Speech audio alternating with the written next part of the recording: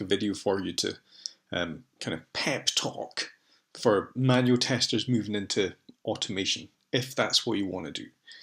And that's a good idea. TJ's written a lot of stuff on how you can move from being a manual tester into automating. So if that's something you're interested in, that is something you should read.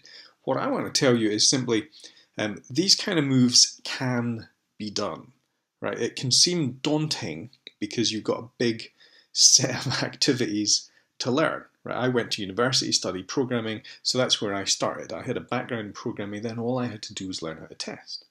If you've been testing, you have a background in testing. So all you have to do is learn how to program in theory, or that's what people think. Now the secret, I don't tell anyone, this is just between you and me, the real secret here is what you are doing is you're learning how to become a software developer. Part of that is learning how to test. Part of that is learning how to program.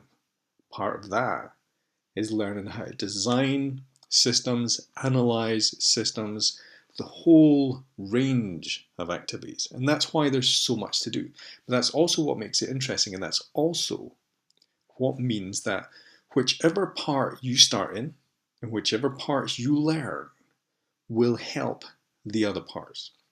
So if you're starting to learn web automation, you're starting to learn how to automate the web, you're going to have to learn web technologies. You're going to have to learn how HTML works, you're going to have to learn some CSS, you're going to have to learn some JavaScript, and you're going to have to learn that because when you automate the web, you're going to have to find items on the web page and use CSS locators for that. These skills will also help you when you do your manual testing, right? The skills that you are building up as you develop a broader range of software development skills will help you in your testing, because your manual testing will then allow you to go into the dev tools in the browser and look at elements and understand them from a standard perspective to then identify whether they have more risk. You're expanding your range of skills across the board. Because very often what people think when they move into automating is all they have to do is learn how to program. And that will get you to kind of the first rung. When you know how to test and you know how to program, then you can pick up common patterns like page object models, and you can start to do some work in the real world. And most people will not know how to evaluate that work effectively, so you'll probably do okay.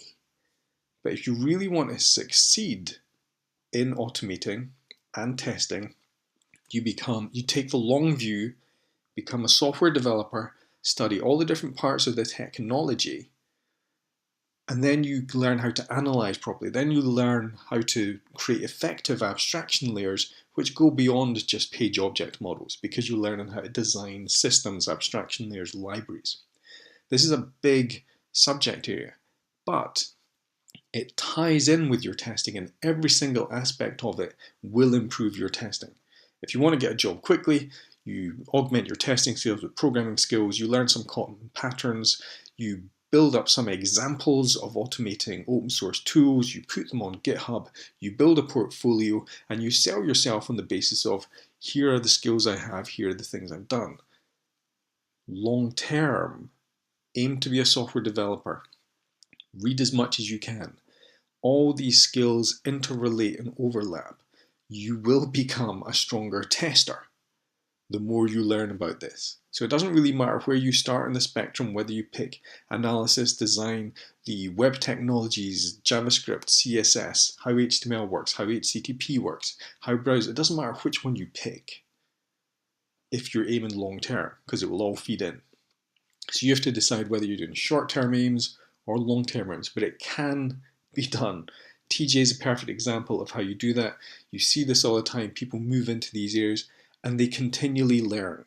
Take it in small chunks. Find as many resources as you can. Absorb it.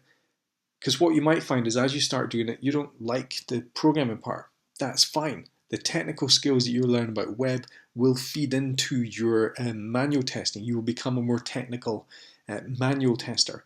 That is a saleable skill. All of these things, the more that you improve your software development, will help. I don't know if that's a pep talk or whether that's brought you down because there's so much to learn, but there's an enormous world of really cool stuff out there to learn. So I hope that you expand your stuff into the technical world, and best of luck to you as you do.